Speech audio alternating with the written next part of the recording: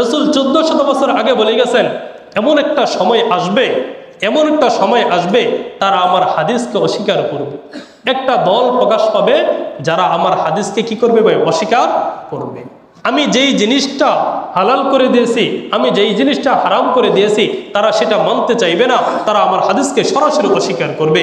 রাসূল 1400 বছর আগেই বলে গেছেন একটা সময় আসবে আমার হাদিসকে কি করবে? অস্বীকার করবে। আল্লাহ তাআলার হাবিব সুনান ইবনে মাজা হাদিস নাম্বার 12 নম্বর, রাসূল করিম সাল্লাল্লাহু আলাইহি ওয়াসাল্লাম বলেন, হযরত মিকদাদ ইবনে মাদি কারব রাদিয়াল্লাহু তাআলা থেকে বর্ণিত, তিনি বলেন আন্না রাসূলুল্লাহ সাল্লাল্লাহু আলাইহি ওয়াসাল্লাম قال ইউশিকুর রাজুল মুত্তাকিআন আলা আরিকাতিহি। আল্লাহ তাআলার হাবিব বলেন এমন একটা সময় আসবে কিছু লোক সে তার আসনের মধ্যে হেলান দিয়ে বসা থাকবে, সে তার আসনের মধ্যে হেলান দিয়ে বসা থাকবে, সে শান শৌকতের সাথে বসা থাকবে। ইউহাদ্দিসু বিহাদিসিম মিন হাদিসি, তার কাছে আমার হাদিস পেশ করা হবে, তার সামনে আমার হাদিস বলা হবে, তার সামনে আমার হাদিস শোনানো হবে।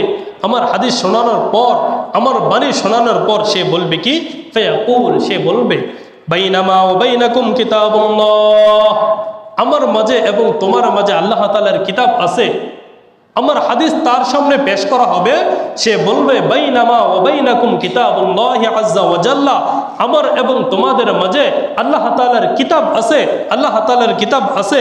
ফামা ওয়াজাদনা ফীহি মিন হালাল ইস্তাহলালনাহু, সুতরাং আল্লাহ তাআলার কিতাবের মধ্যে, কোরআনের মধ্যে যেই জিনিসটা আমরা হালাল পাবো সেটাকে হালাল মানবো। ওয়ামা ওয়াজাদনা ফীহি মিন হারামিন, এবং আল্লাহ তাআলার কিতাবের মধ্যে যেটা আমরা হারাম হিসাবে পাইবো হারামনাহু, সেটাকে আমরা হারাম হিসেবে মানব। এর বাহিরে তারা আমার আর হাদিস মানবে না। তারা বলবে যে আল্লাহ তাআলার কিতাবের মধ্যে, কোরআনের মধ্যে যেটা আমরা হালাল পাবো সেটাই মানবো, যেটা হারাম পাবো সেটাই মানবো। তুমি আমার সামনে কি করো না? হাদিস বলো না। হাদিসকে তারা সরাসরি কি করবে? অস্বীকার করবে।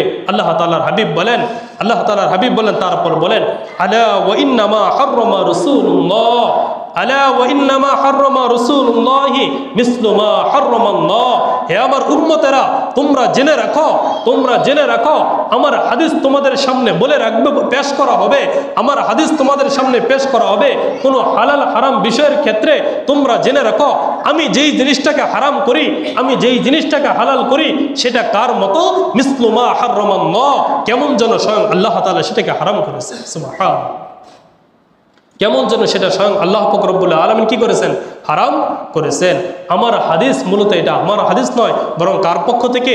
আল্লাহ তাআলার পক্ষ থেকে। আল্লাহ তাআলা সূরাতুন নজমের 3 নম্বর আয়াতের মধ্যে বলেন ওয়ামা ইয়ানতিকু আনিল হাওয়া ইন হুয়া ইল্লা ওয়াহয়ুন ইউহা, তোমাদের হাবিব যা কিছু বলে সে নিজের জবান থেকে বলে না, নিজের থেকে বলে না, তবে কেবল সে কি থেকে বলে? যেটা আল্লাহ পাক রব্বুল আলামিন তাকে ওহী হিসাবে নাজিল করেন সেটাই বলে থাকেন, এর বাহিরে কোনো কিছুই বলেন না।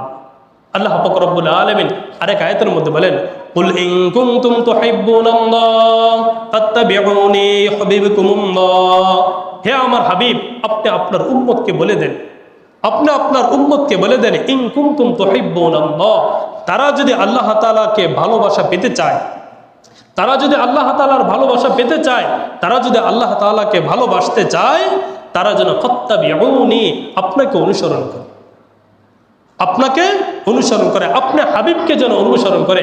আল্লাহ তাআলার ভালোবাসা পাওয়ার জন্য কার অনুসরণের কথা বলছেন ভাই? রাসূলের অনুসরণের কথা বলছেন।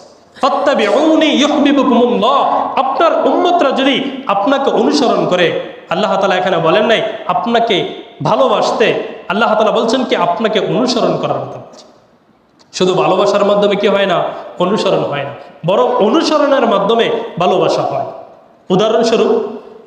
উদাহরণস্বরূপ আপনি আপনার মাকে ভালোবাসেন, মন থেকে ভালোবাসেন, আপনার বাবাকে আপনি মন থেকে ভালোবাসেন, এমন ভালোবাসেন যা ভাষায় ব্যক্ত করার মতো নয়।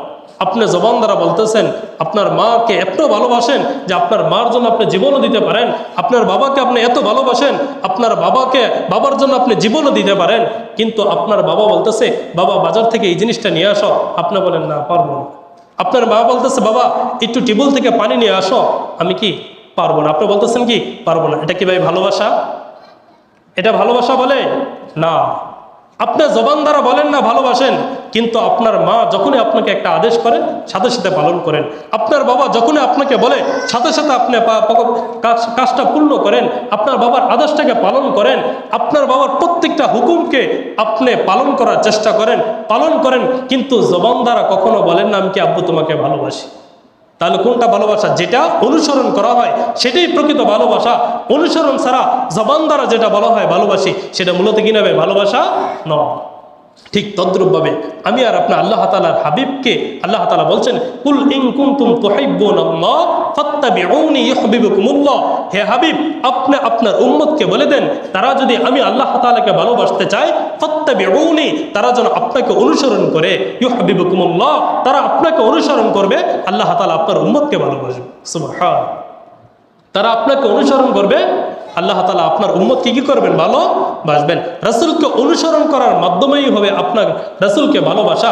রাসূলকে অনুসরণ ব্যতীত মুখে যদি বলি আমি আল্লাহ তাআলা হাবিবকে ভালোবাসি, সেটা কি হবে না ভাই? ভালোবাসা হবে না। সেটা ভালোবাসা হবে ভাই? না, বরং রাসূলকে অনুসরণ করতে হবে।